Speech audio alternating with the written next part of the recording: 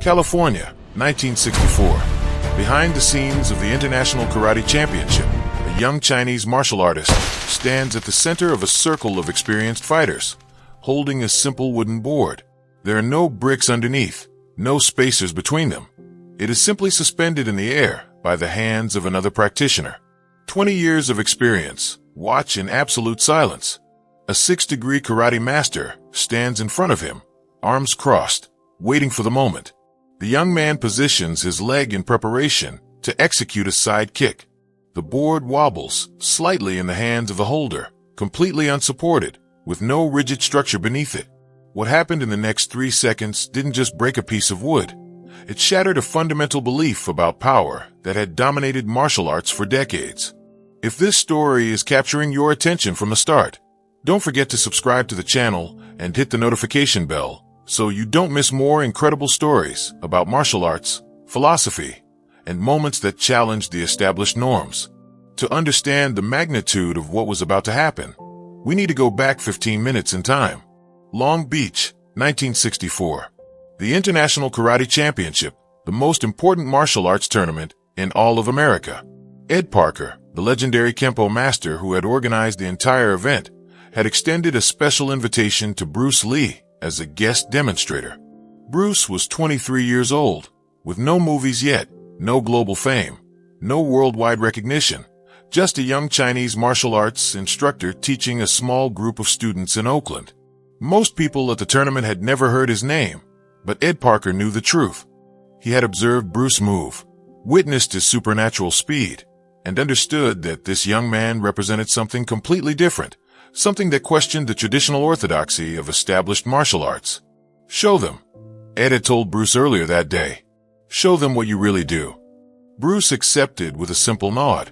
Now, in the demonstration area behind the stage, 20 martial artists had gathered to watch. Black belts from various styles, karate, judo, kung fu, wrestling. Men who had invested entire decades training, competing, teaching.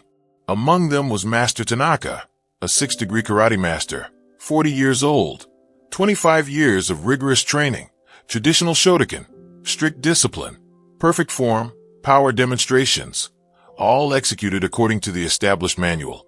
Tanaka had agreed to demonstrate first. He wanted to show these young martial artists what real karate power meant. His students had brought 3 1-inch thick pine boards placed on spacers, resting on solid concrete blocks. The setup was perfect.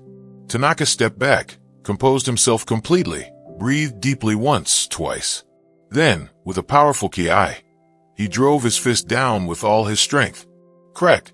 The 3 boards split cleanly. Splinters flew through the air. The martial artists present nodded in genuine appreciation. Years of conditioning tested in a single crushing strike. Tanaka made a formal bow, then turned to the group. "This is how we test power in karate," he declared, pointing to the broken boards.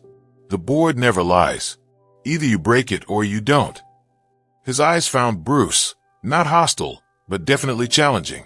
"Mr. Lee, Ed Parker speaks very highly of your ability. Perhaps you can demonstrate. Show us how Kung Fu approaches the concept of power." Everyone understood immediately. This was not a friendly invitation. It was a direct challenge. Bruce stepped forward calmly. "Absolute technical skill, impressive," commented Bruce. "Clean and precise break." Tanaka nodded with pride. "But I have a question about breaking boards as a measure of true power." "Please," gestured Tanaka. "Ask what you wish." "In a real fight," Bruce said, "your opponent doesn't stand still like those boards. He rests on bricks, motionless, waiting for you to strike." Absolute silence filled the room. Tanaka's eyes narrowed slightly. "Of course not, but the board measures power. If you can break wood, you can break bones." "Maybe," Bruce replied. "Or maybe you're measuring the wrong thing." Now everyone was paying full attention. "What exactly do you mean?" asked Tanaka. Bruce picked up one of the boards that remained intact. A single, 1-inch thick pine board. "This board," Bruce explained, holding it up, when supported by bricks, held in a rigid structure, is a static target. You can prepare, focus all your power, deliver maximum force to something that will never move. He walked toward a black belt in judo named Jim. "Jim, hold this board for me," he asked. Jim took it, holding both ends. "Hold it at chest height," instructed Bruce. "But don't hold it tightly. Don't prepare or tense. Just hold it loosely." Jim looked confused but obeyed without question. He held the board in front of his chest, gripping the ends lightly, without tensing at all. The board hung in the air, completely unsupported, except for Jim's loose grip. No bricks, no rigid structure, just a piece of wood held loosely in space. "This is closer to a real target," Bruce explained. "In a fight, your opponent is constantly moving. His body absorbs impact. There's no solid base transferring force back to the breaking point." Tanaka watched with evident skepticism. "What is your point exactly?" "My point," Bruce replied, stepping back one step, "is that breaking a supported board proves you can generate force, but breaking an unsupported board proves you can transfer force effectively to a moving target." He positioned his leg in the sidekick stance. "If you can only break boards with the perfect setup," Bruce continued, "what happens when the setup isn't perfect?" Before Tanaka could respond, Bruce launched his leg forward. A side kick, no prior preparation, just a fast, precise strike. His foot connected with the exact center of the board. Crack! The board broke cleanly, perfectly down the center, into two pieces. Jim stumbled back, slightly, but maintained his grip on the ends. The room erupted in exclamations. "Wait, what? How?" The board wasn't even supported. Several martial artists moved closer, checking for cracks or any trick involved. Jim lifted the two pieces. "I barely felt the impact. The board just broke." Tanaka froze in place. 25 full years, thousands of hours conditioning his fists on makiwara boards, perfecting endless katas, breaking stacks of wood flawlessly according to the books. And this young Chinese martial artist had just broken a board under conditions Tanaka had never even considered attempting. Part of him wanted to dismiss it. Trick board, lucky strike. Something had to explain it. But the rational part, the part that made him a master, knew he had witnessed something genuine, something that exposed a gap in his understanding he didn't know existed. Bruce picked up the broken halves. The board on bricks has nowhere to go. All the energy bounces through the breaking point, he pointed out to Jim. But when Jim holds it, his body absorbs energy. His arms move back. The board flexes. For it to break, energy transfer has to be much more efficient. One of the younger students spoke. "So breaking a supported board is easier." "No, easier," Bruce corrected. "Different. Breaking boards with support proves you can generate force. That is valuable, no doubt, but it doesn't prove you can apply that force effectively to a moving, yielding target." He looked directly at Tanaka. "In a real fight, your opponent's body is like Jim holding that board. His mass moves. His structure absorbs impact. If your power depends on rigid support, you lose effectiveness." Tanaka remained silent. The entire room waited. Finally, he spoke. "Show me again." Bruce nodded. Another martial artist volunteered, holding another board loosely. Same setup, no support, only hands gripping the ends. This time Bruce explained as he did it. "The key is focus, not brute muscle strength. Focused energy transfer. You're not hitting the board, you're hitting through the board, transferring energy into the structure itself." He kicked again. Same exact result. Clean break. The board split in the middle. The holder barely moved. The board breaks because energy travels through it faster than the structure can dissipate it, Bruce explained. "It's not about how hard you hit. It's about how efficiently you transfer energy. In traditional breaking, rigid support amplifies your force, but against a dynamic target, you can't rely on that amplification. Power must come from pure energy transfer." Then something happened that would become legendary in the years to come. Bruce asked Carl, a heavyweight boxer, to stand holding a training pad against his chest. "Stand normally," Bruce instructed. "Don't prepare for anything." Carl held the pad loosely. 220 pounds, solid, athletic, well-grounded. Bruce stood an inch away, extended his fist until it barely touched the pad. "A 1-inch punch," someone whispered. Bruce's fist was already against the pad. No room to prepare. Then he moved. A slight hip rotation, a fractional extension, a precise release of energy. The pad compressed. Carl's eyes widened, and despite his 220 pounds, Carl flew backward. He didn't stumble or wobble. He literally flew. His feet left the ground, 6 full feet backward. No way. That's impossible. I need to see that again. Carl returned, half laughing.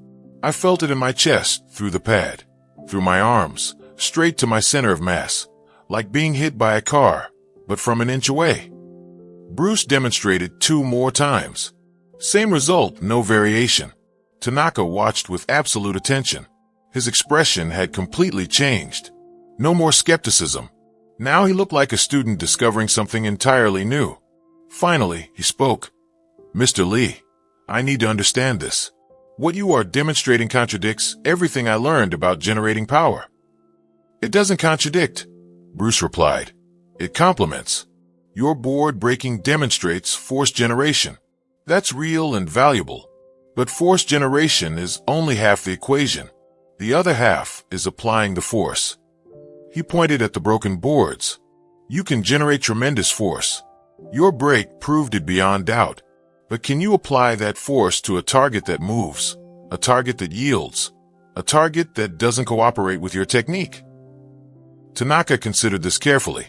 In karate, in forms, we practice against imaginary opponents. We assume they'll be there when we strike. Exactly, Bruce affirmed. And in controlled demonstrations, that assumption works perfectly. But in real combat, the target doesn't cooperate. Tanaka nodded. I've spent 25 years perfecting techniques against static targets, and those 25 years gave you genuine skill. Bruce responded. Real power, no doubt. But now the question is, can you apply that power in a dynamic context? The room fell completely silent. Everyone understood they were witnessing more than the physical demonstration. This was a complete paradigm shift. One of the younger students asked, So breaking boards is useless? No, Bruce replied immediately. Breaking boards teaches you to commit fully to a strike. It teaches you to focus energy, condition your tools, overcome the mental barrier of striking hard objects. All of that is valuable and useful. He picked up one of Tanaka's broken boards. But don't confuse demonstration with application. Breaking boards proves you can break boards. It doesn't automatically prove you can fight effectively. Tanaka nodded slowly. This is what you teach, this approach. I teach adaptability, Bruce explained. Fixed positions, static targets, perfect setups. These things are useful for training, but fighting is dynamic, chaotic. Your opponent doesn't stay still. He doesn't give you the perfect position. You need power that works under imperfect conditions, like breaking an unsupported board. Exactly, Tanaka said. Tanaka looked at the broken boards again. Then he did something that surprised everyone present. He bowed to Bruce. Not a polite bow, a deep and formal bow. The kind of bow a student gives to a true master. Mr. Lee, it would be an honor if you taught me. Not your style, not your specific techniques, but your approach, your understanding of power application. Bruce returned the bow with equal respect. I'd be happy to share what I know, and it would be an honor to learn from your experience in traditional training. What happened that day behind the scenes in Long Beach changed more than just Tanaka's understanding. Word spread throughout the martial arts community. Bruce's demonstration, breaking boards without support, the 1-inch punch, became legendary. But the real impact wasn't the physical demonstration. It was the profound philosophical shift. Bruce showed that what works in demonstration doesn't always translate to practical real-world application. Years later, this principle would become central to Jeet Kune Do. Be like water, Bruce would teach. Water adapts to its container, doesn't require a perfect setup, flows, adjusts, applies force where and when needed. Tanaka took Bruce's lesson very seriously. He continued teaching traditional karate, forms, discipline, conditioning, but also incorporated dynamic training, moving targets, unpredictable setups, and practical application under chaotic conditions. He told his students, master fundamentals against static targets. Learn to generate power, develop precision, Condition your tools, but don't stop there. Test your skills against moving targets, against resistance, against unpredictability. That's when technique becomes true art. And here's the fundamental question. In your life, what are you breaking on bricks? Your presentation works perfectly with slides, but collapses without them. Your skill shines in practice, but fails under pressure. Your technique looks flawless under control conditions, but falls apart when things get messy. Real experience isn't measured by what you can do with a perfect setup. It's measured by what you can do when the projector fails, when the client asks unexpected questions, when conditions aren't ideal at all. Bruce didn't diminish traditional board breaking. He expanded the definition of power to include adaptability, efficiency, practical application under imperfect conditions. Your skills need the same expansion. Learn the fundamentals with structure and full support, then test them in chaos. That's when competence transforms into true mastery.